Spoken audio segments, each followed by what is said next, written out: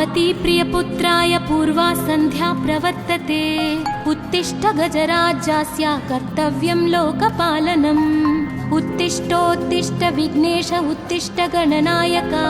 उत्तिष्ठ गिरिजापुत्रा जगतां मङ्गलं कुरु। श्रीकाणिपाकवरसिद्धिविनायकत्वं प्रीत्याद्य जागृहि कुरु प्रियमङ्गलानि। त्रैलोक्यरक्षणकराणि महोज्ज्वलानि। श्रीमद्विनायक विभो तव सुप्रभातम्। श्रीमद्विहारपुरवास शिवात्मजात कूपोद्भवाद्भुतविलास स्वयंभूमूर्ते। श्रीदेव शङ्खलिखिताश्रितपादपद्म। श्रीमद्विनायक विभो तव सुप्रभातम्। श्रीनारिकेळवनशोभितपुष्टिगात्र क्षीराभिषिक्त शुभविग्रह तत्त्वमूर्ते। दिव्याङ्गमूषिकसुवाहनमोदरूप श्रीमद्विनायक विभो तव सुप्रभातम्। श्रीकाणिपाकवरभूतलवासतुष्ट हे आदिपूज्य अरुणारुणभानुतेज। प्राचीदिशाम्बरमिदं रविकान्तिनिष्ठं श्रीमद्विनायक विभो तव सुप्रभातम्। श्रीबाहुदा शुभतरङ्गसुबाहुदत्त सुस्निग्धशीतलकणानपि सङ्गृहीत्य प्रभातवायुरिहयास्यति सेवनाय श्रीमद्विनायक विभो तव सुप्रभातम्। गौरीकराम्बुजसुलालित दिव्यवक्त्र श्रीकण्ठमानसमुदाकरमोदरूप कैलासशैलशिखरस्थितबालभानो श्रीमद्गणेश्वर विभो तव सुप्रभातम्। दूर्वाङ्कुराणि जलजानि सुपुष्पकाणि बिल्वानि पूजनविधौ च सुसज्जितानि। नित्यार्चनोत्सुकमदोत्कटवारणास्य श्रीमद्गणेश्वर विभो तव सुप्रभातम्। हृत्कूपमध्य समुपस्थितचित्स्वरूप कूटस्थतत्त्वमिदमेव हि बोधनेन त्वामत्र भासि विदधासि समस्तशोभान् श्रीमद्गणेश्वर विभो तव सुप्रभातम्। श्रीमुद्गलाख्यमुनिसन्नुत सच्चरित्र वासिष्ठकृत्समदमुख्य ऋषीश्वरीत्या वेदोक्तदेवगणमन्त्रगणादिनाथ श्रीमद्गणेश्वर विभो तव सुप्रभातम्। ऋग्वेदकीर्तितगणाधिपज्येष्ठराज त्वं ब्रह्मणस्पतिरिति प्रकटीकृतोऽसि। आधर्वशीर्षमनुमन्त्रित दिव्यमूर्ते श्रीमद्गणेश्वर विभो तव सुप्रभातम्। ब्रह्मादिदेव परिकीर्तित वेदपाठाः त्वच्छूर्पकर्णकुहरौ प्रविशन्ति देवाः। श्रुत्याधुनैव परिपालय धर्मसङ्घान् श्रीवल्लभेश भगवन् तव सुप्रभातम्। हेरम्बलम्ब जठराद्भुत दिव्यगात्र प्रारम्भपूजनमिदं दयया गृहीत्वा सर्वाशुभानि परिनाशय सर्वपुत्र श्रीवल्लभेश भगवन् तव सुप्रभातम्। भानुदयेन न हि दृश्यति चन्द्रबिम्बं त्वत्फालदेश शशिरेव विभाति नित्यं। सत्यस्वरूप निगमागमसन्नुताङ्घ्रे श्रीवल्लभेश भगवन् तव सुप्रभातम्। कालाग्निरुद्रसुतकालनियामकत्वं कालानुकूलफलदोऽसि कलामयोऽसि। कल्याणकारक कलाधर शेखरोऽसि श्रीवल्लभेश भगवन् तव सुप्रभातम्। उग्रस्वरूप रिपुनाशक उग्रपुत्र सौम्योऽसि सोमविनुतोऽसि प्रशान्तरूप। सर्वेश सर्वफलकारक सर्वमूर्ते श्रीवल्लभेश भगवन् तव सुप्रभातम्। दारिद्र्य दुःख भयभञ्जन दक्ष स्वामिन् तारुण्य विग्रह धनादिफलप्रदायिन् लावण्य मंजुल कलान्वित रञ्जितास्य हे विघ्ननाथ भगवन् तव सुप्रभातम्।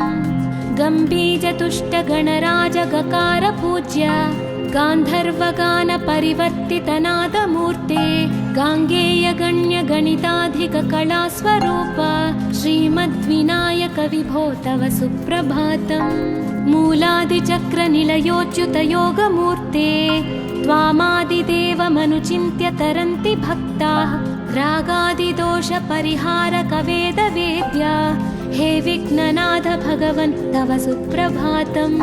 लक्ष्म्यादिशक्तियुतशक्तिगणेश्वरोऽसि दिव्याक्षरोऽसि शुभमन्त्रविराजितोऽसि तन्त्रादिभिर्नुतनतेष्टतवल्लभेश हे विघ्ननाथ भगवन् तव सुप्रभातम्। नागोपवीतधरनाथ विनोदचित्त नागास्य नाशितमहाघनतानुरक्त आनन्दतुन्दिलतनो बहिरान्तरस्थ हे विघ्ननाथ भगवन् तव सुप्रभातम्। भद्रे भवक्त्र नवभद्रद भद्रतेज रुद्रप्रियात्मज मदद्रव शक्तियुक्त आद्रीशजा मधुरवत्सलता निधान हे विघ्ननाथ भगवन् तव सुप्रभातम्।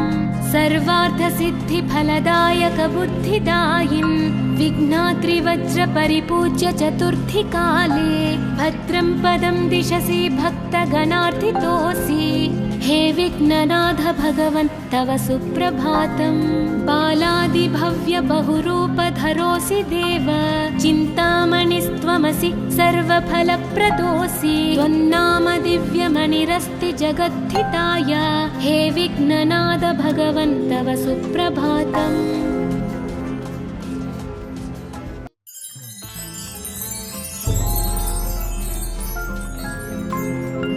पार्वती प्रियपुत्राय पूर्वा सन्ध्या प्रवर्तते उत्तिष्ठ गजराज्यास्य कर्तव्यं लोकपालनम्। उत्तिष्ठोत्तिष्ठ विघ्नेश उत्तिष्ठ गणनायक उत्तिष्ठ गिरिजापुत्रा जगतां मङ्गलं कुरु। श्रीकाणिपाकवरसिद्धिविनायकत्वं प्रीत्याद्य जागृहि कुरु प्रियमङ्गलानि त्रैलोक्यरक्षणकराणि महोज्ज्वलानि श्रीमद्विनायक विभो तव सुप्रभातम्।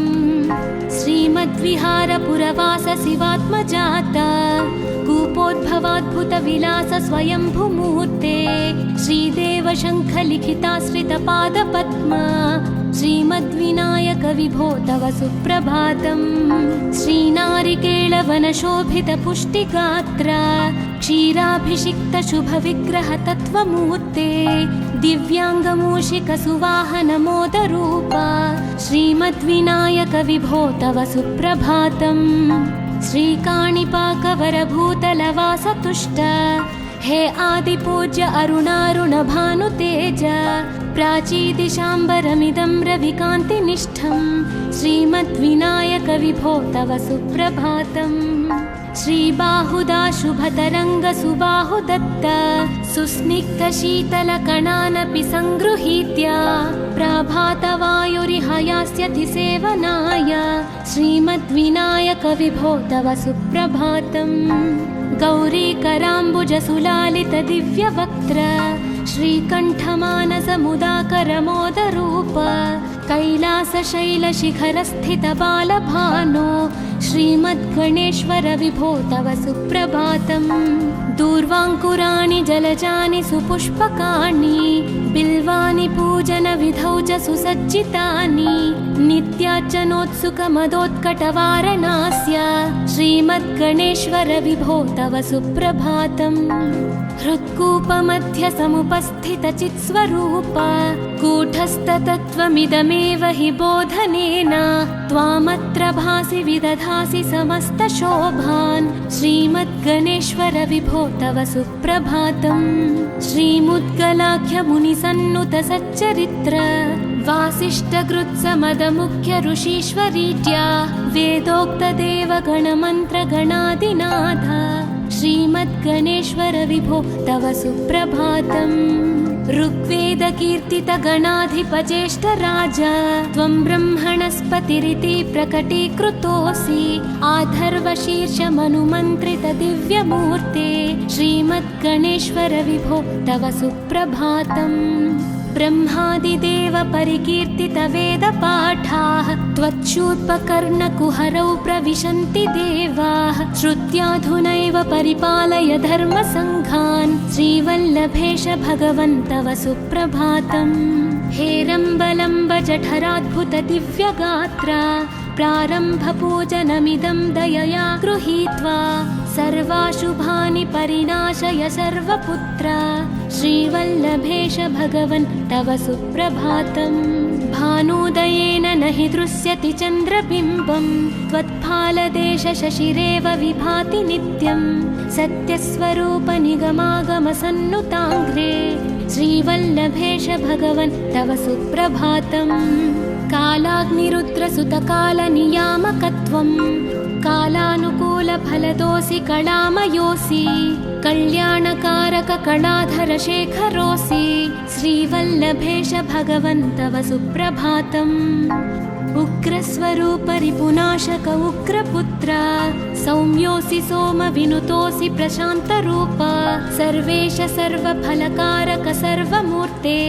श्रीवल्लभेश भगवन् तव सुप्रभातम् दारिद्र्यदुःखभयभञ्जन दक्ष स्वामिन् तारुण्यविग्रहधनादिफलप्रदायिन् लावण्यमञ्जुलकलान्वितरञ्जितास्य हे विघ्ननाथ भगवन् तव सुप्रभातम् गम्भीजतुष्टगणराजगकार पूज्य गान्धर्वगानपरिवर्तितनादमूर्ते गाङ्गेयगण्यगणिताधिककलास्वरूप श्रीमद्विनायक विभो तव सुप्रभातम् मूलादिचक्रनिलयोच्युतयोगमूर्ते त्वामादिदेवमनुचिन्त्य तरन्ति भक्ताः रागादिदोषपरिहारक वेदवेद्या हे विघ्ननाथ भगवन् तव सुप्रभातम् लक्ष्म्यादिशक्तियुतशक्तिगणेश्वरोऽसि दिव्याक्षरोऽसि शुभमन्त्रविराजितोऽसि तन्त्रादिभिर्नुतनतेष्टतवल्लभेश हे विघ्ननाथ भगवन् तव सुप्रभातम् नागोपवीतधरनाथ विनोदचित्त नागास्य नाशित महाघनतानुरक्त आनन्दतुन्दिलतनो बहिरान्तरस्थ हे विघ्ननाथ भगवन् तव सुप्रभातम् भद्रे भवक्त्र नवभद्रद भद्रतेज रुद्रप्रियात्मज मदद्रव शक्तियुक्त आद्रीशजा मधुरवत्सलता निधान हे विघ्ननाथ भगवन् तव सुप्रभातम् सर्वार्थसिद्धिफलदायक बुद्धिदायिन् विघ्नाद्रिवज्रपरिपूज्य चतुर्थीकाले भद्रं पदं दिशसि भक्तगणार्थितोऽसि हे विघ्ननाथ भगवन् तव सुप्रभातम् बालादिभव्य बहुरूपधरोऽसि देव चिन्तामणिस्त्वमसि सर्वफलप्रदोऽसि त्वन्नाम दिव्यमणिरस्ति जगद्धिताय हे विघ्ननाथ भगवन् तव सुप्रभातम्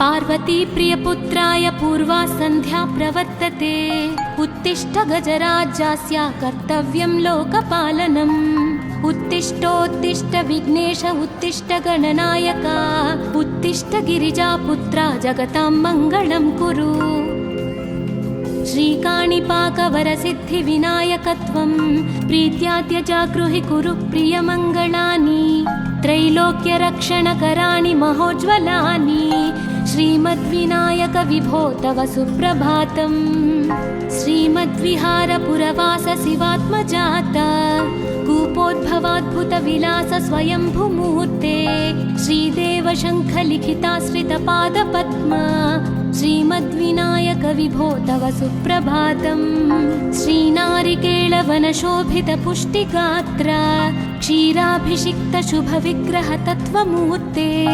दिव्याङ्गमूषिकसुवाहनमोदरूप श्रीमद्विनायक विभो तव सुप्रभातम् श्रीकाणिपाकवरभूतलवासतुष्ट हे आदिपूज्य अरुणारुणभानुतेज प्राचीदिशाम्बरमिदं रविकान्तिनिष्ठं श्रीमद्विनायक विभो तव सुप्रभातम् श्रीबाहुदा शुभतरङ्ग सुबाहुदत्त सुस्निग्धशीतलकणानपि सङ्गृहीत्य प्रभातवायुरिहायास्यति सेवनाय श्रीमद्विनायक विभो तव सुप्रभातम् गौरीकराम्बुजसुलालितदिव्यवक्त्र श्रीकण्ठमानसमुदाकरमोदरूप कैलासशैलशिखरस्थितबालभानो श्रीमद्गणेश्वर विभो तव सुप्रभातम्।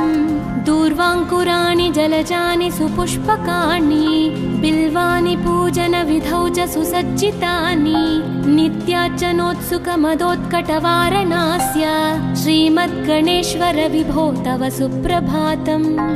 हृत्कूपमध्य समुपस्थितचित्स्वरूप कूटस्थतत्त्वमिदमेव हि बोधनेन त्वामत्र भासि विदधासि समस्तशोभान् श्रीमद्गणेश्वर विभो तव सुप्रभातम्। श्रीमुद्गलाख्यमुनिसन्नुत सच्चरित्र वासिष्ठकृत्समदमुख्य ऋषीश्वरीत्या वेदोक्तदेवगणमन्त्रगणादिनाथ श्रीमद्गणेश्वर विभो तव सुप्रभातम्। ऋग्वेदकीर्तितगणाधिपज्येष्ठराज त्वं ब्रह्मणस्पतिरिति प्रकटीकृतोऽसि आथर्वशीर्षमनुमन्त्रित दिव्यमूर्ते श्रीमद्गणेश्वर विभो तव सुप्रभातम्। ब्रह्मादिदेव परिकीर्तित वेदपाठाः त्वच्छूर्पकर्णकुहरौ प्रविशन्ति देवाः श्रुत्याधुनैव परिपालय धर्मसङ्घान् श्रीवल्लभेश भगवन् तव सुप्रभातम्। हेरम्बलम्ब जठराद्भुत दिव्यगात्रा प्रारम्भपूजनमिदं दयया गृहीत्वा सर्वाशुभानि परिनाशय सर्वपुत्र श्रीवल्लभेश भगवन् तव सुप्रभातम्। भानुदयेन न हि दृश्यति चन्द्रबिम्बं त्वत्फालदेश शशिरेव विभाति नित्यं सत्यस्वरूप निगमागमसन्नुताङ्घ्रे श्रीवल्लभेश भगवन् तव सुप्रभातम्। कालाग्निरुद्रसुतकालनियामकत्वं कालानुकूलफलदोऽसि कलामयोऽसि कल्याणकारक कलाधर शेखरोऽसि श्रीवल्लभेश भगवन् तव सुप्रभातम्। उग्रस्वरूप रिपुनाशक उग्रपुत्र सौम्योऽसि सोमविनुतोऽसि प्रशान्तरूप सर्वेश सर्वफलकारक सर्वमूर्ते श्रीवल्लभेश भगवन् तव सुप्रभातम्। दारिद्र्य दुःख भयभञ्जन दक्ष स्वामिन् तारुण्य विग्रह धनादि फलप्रदायिन् लावण्य मंजुल कलान्वित रञ्जितास्य हे विघ्ननाथ भगवन् तव सुप्रभातम्। गम्भीर तुष्ट गणराज गकार पूज्य गान्धर्वगान परिवर्तित नादमूर्ते गाङ्गेय गण्य गणिताधिक कलास्वरूप श्रीमद्विनायक विभो तव सुप्रभातम्। मूलादिचक्र निलयोच्युत योगमूर्ते त्वामादिदेवमनुचिन्त्य तरन्ति भक्ताः रागादिदोष परिहारक वेदवेद्या हे विघ्ननाथ भगवन् तव सुप्रभातम्। लक्ष्म्यादिशक्तियुत शक्ति गणेश्वरोऽसि दिव्याक्षरोऽसि शुभमन्त्र विराजितोऽसि तन्त्रादिभिर्नुत नतेष्टत वल्लभेश हे विघ्ननाथ भगवन् तव सुप्रभातम्। नागोपवीत धरनाथ विनोद चित्त नागास्य नाशित महाघनतानुरक्त आनन्दतुन्दिल तनो बहिरान्तरस्थ हे विघ्ननाथ भगवन् तव सुप्रभातम्। भद्रे भवक्त्र नवभद्रद भद्रतेज रुद्रप्रियात्मज मदद्रव शक्तियुक्त आद्रीशजा मधुरवत्सलता निधान हे विघ्ननाथ भगवन् तव सुप्रभातम्। सर्वार्थसिद्धिफलदायक बुद्धिदायिन् विघ्नाद्रिवज्र परिपूज्य चतुर्थी काले भद्रं पदं दिशसि भक्तगणार्थितोऽसि हे विघ्ननाथ भगवन् तव सुप्रभातम्। बालादिभव्य बहुरूपधरोऽसि देव चिन्तामणिस्त्वमसि सर्वफलप्रदोऽसि त्वन्नाम दिव्यमणिरस्ति जगद्धिताय हे विघ्ननाथ भगवन् तव सुप्रभातम्।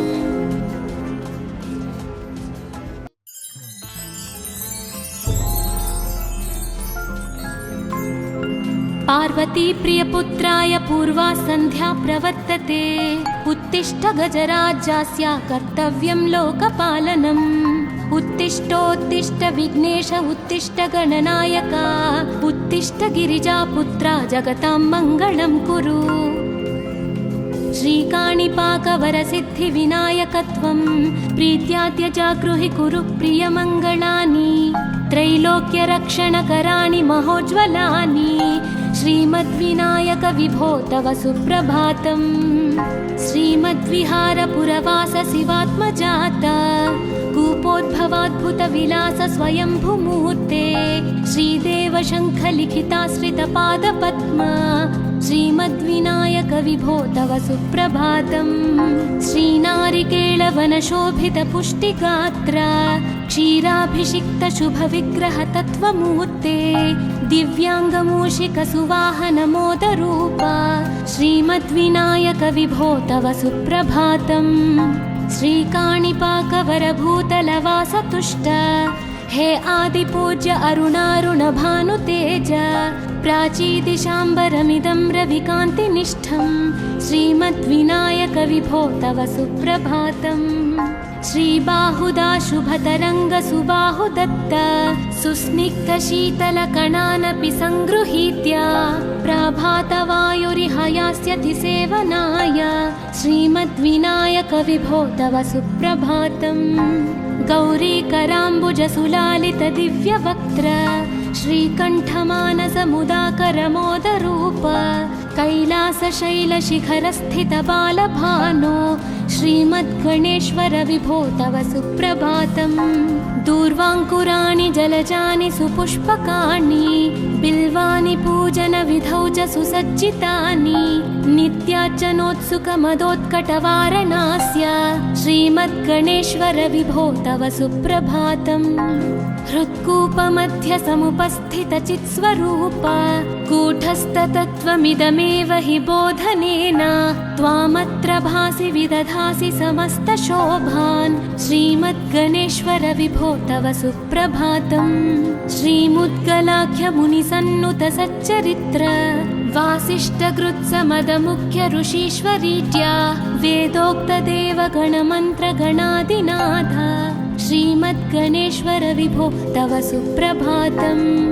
ऋग्वेदकीर्तितगणाधिपज्येष्ठराज त्वं ब्रह्मणस्पतिरिति प्रकटीकृतोऽसि आधर्वशीर्षमनुमन्त्रितदिव्यमूर्ते श्रीमद्गणेश्वर विभो तव सुप्रभातम्। ब्रह्मादिदेव परिकीर्तितवेदपाठाः त्वच्छूर्पकर्णकुहरौ प्रविशन्ति देवाः श्रुत्याधुनैव परिपालय धर्मसङ्घान् श्रीवल्लभेश भगवन् तव सुप्रभातम्। हेरम्बलम्ब जठराद्भुत दिव्यगात्र प्रारम्भपूजनमिदं दयया गृहीत्वा सर्वाशुभानि परिनाशय सर्वपुत्र श्रीवल्लभेश भगवन् तव सुप्रभातम्।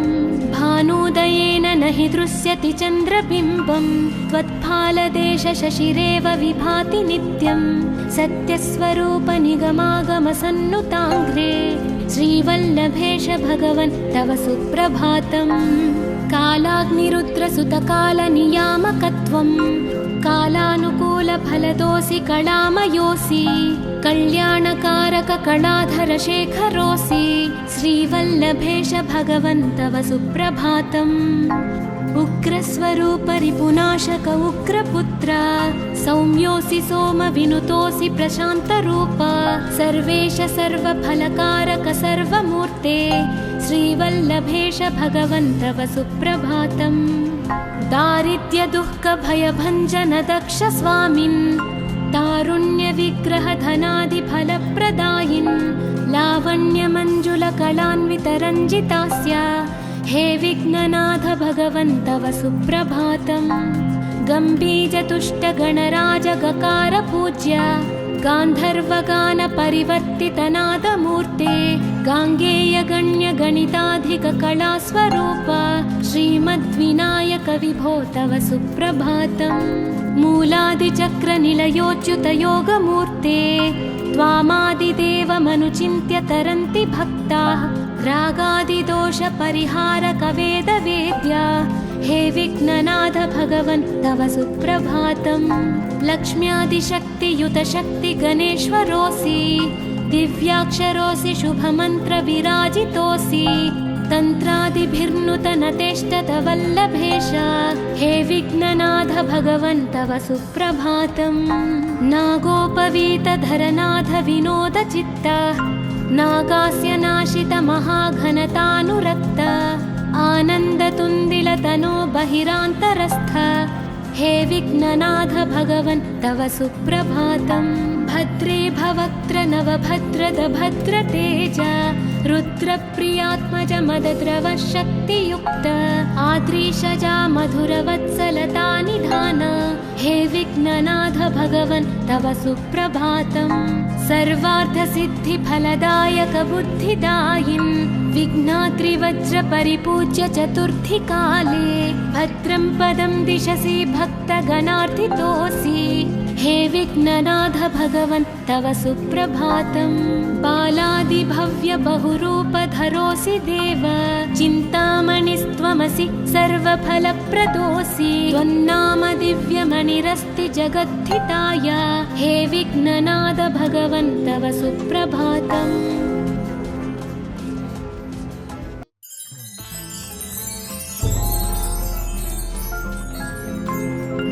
पार्वती प्रियपुत्राय पूर्वा सन्ध्या प्रवर्तते, उत्तिष्ठ गजराज्यास्य कर्तव्यं लोकपालनम्। उत्तिष्ठोत्तिष्ठ विघ्नेश उत्तिष्ठ गणनायका, उत्तिष्ठ गिरिजापुत्रा जगतां मङ्गलं कुरु।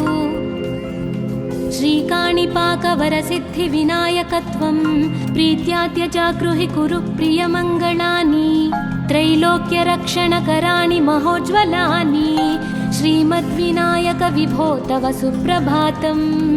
श्रीमद्विहारपुरवास शिवात्मजाता, कूपोद्भवाद्भुतविलास स्वयंभुमूर्ते, श्रीदेव शङ्खलिखिताश्रितपादपद्मा, श्रीमद्विनायक विभो तव सुप्रभातम्। श्रीनारिकेळवनशोभितपुष्टिगात्रा, क्षीराभिषिक्त शुभविग्रह तत्त्वमूर्ते, दिव्याङ्गमूषिकसुवाहनमोदरूपा, श्रीमद्विनायक विभो तव सुप्रभातम्। श्रीकाणिपाकवरभूतलवासतुष्ट, हे आदिपूज्य अरुणारुणभानुतेज, प्राचीदिशाम्बरमिदं रविकान्तिनिष्ठं, श्रीमद्विनायक विभो तव सुप्रभातम्। श्रीबाहुदा शुभतरङ्गसुबाहुदत्त, सुस्निग्धशीतलकणानपि सङ्गृहीत्य, प्राभातवायुरिह यास्यति सेवनाय, श्रीमद्विनायक विभो तव सुप्रभातम्। गौरीकराम्बुजसुलालितदिव्यवक्त्र, श्रीकण्ठमानसमुदाकरमोदरूप, कैलासशैलशिखरस्थितबालभानो, श्रीमद्गणेश्वर विभो तव सुप्रभातम्। दूर्वाङ्कुराणि जलजानि सुपुष्पकाणि, बिल्वानि पूजनविधौ च सुसज्जितानि, नित्यार्चनोत्सुकमदोत्कटवारणास्य, श्रीमद्गणेश्वर विभो तव सुप्रभातम्।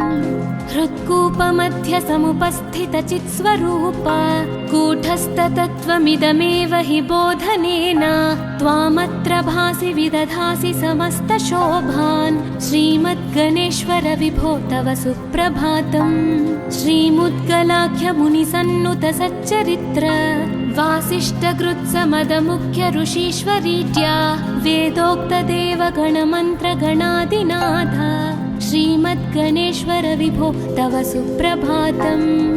ऋग्वेदकीर्तितगणाधिपज्येष्ठराज, त्वं ब्रह्मणस्पतिरिति प्रकटीकृतोऽसि, आधर्वशीर्षमनुमन्त्रितदिव्यमूर्ते, श्रीमद्गणेश्वर विभो तव सुप्रभातम्।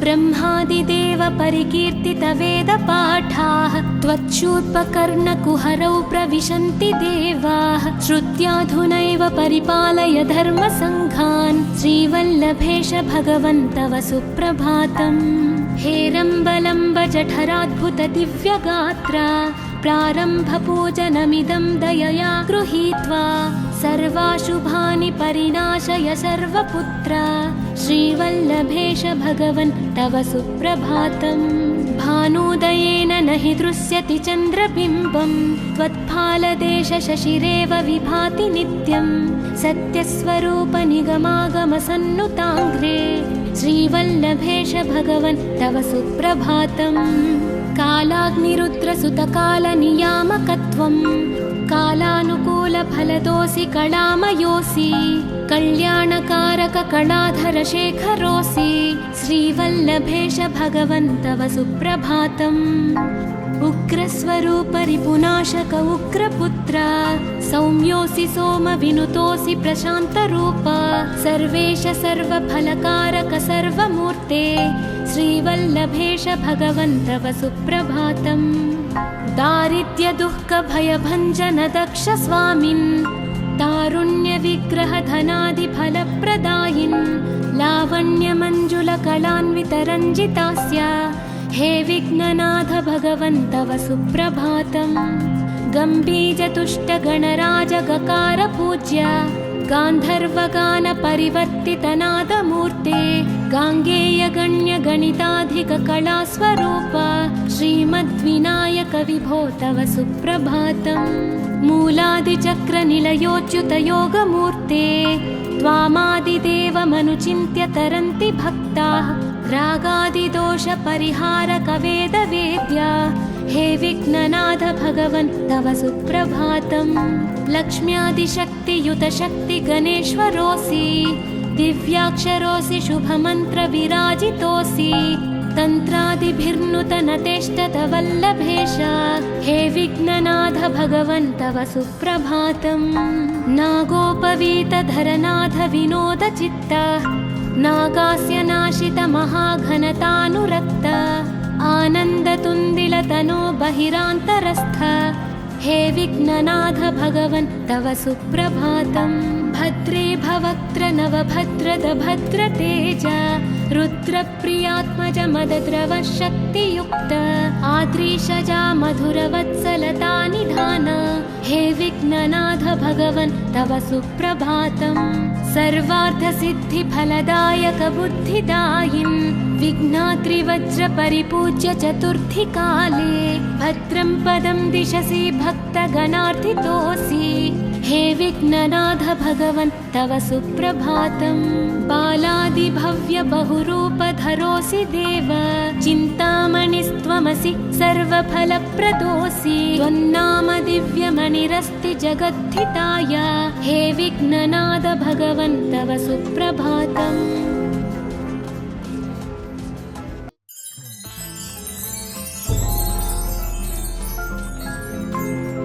पार्वती प्रियपुत्राय पूर्वा सन्ध्या प्रवर्तते, उत्तिष्ठ गजराज्यास्य कर्तव्यं लोकपालनम्। उत्तिष्ठोत्तिष्ठ विघ्नेश उत्तिष्ठ गणनायक, उत्तिष्ठ गिरिजापुत्रा जगतां मङ्गलं कुरु।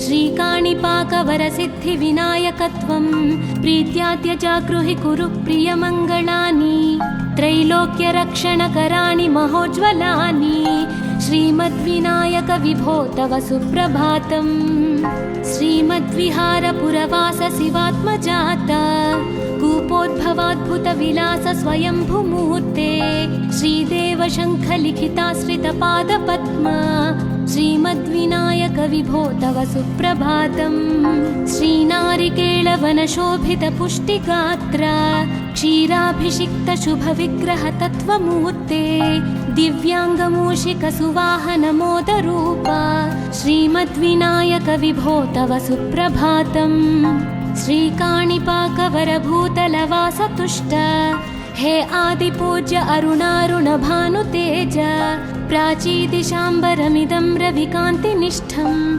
श्रीमद्विनायक विभो तव सुप्रभातम्। श्रीबाहुदा शुभतरङ्गसुबाहुदत्त, सुस्निग्धशीतलकणानपि सङ्गृहीत्य, प्रभातवायुरिहायास्यति सेवनाय, श्रीमद्विनायक विभो तव सुप्रभातम्।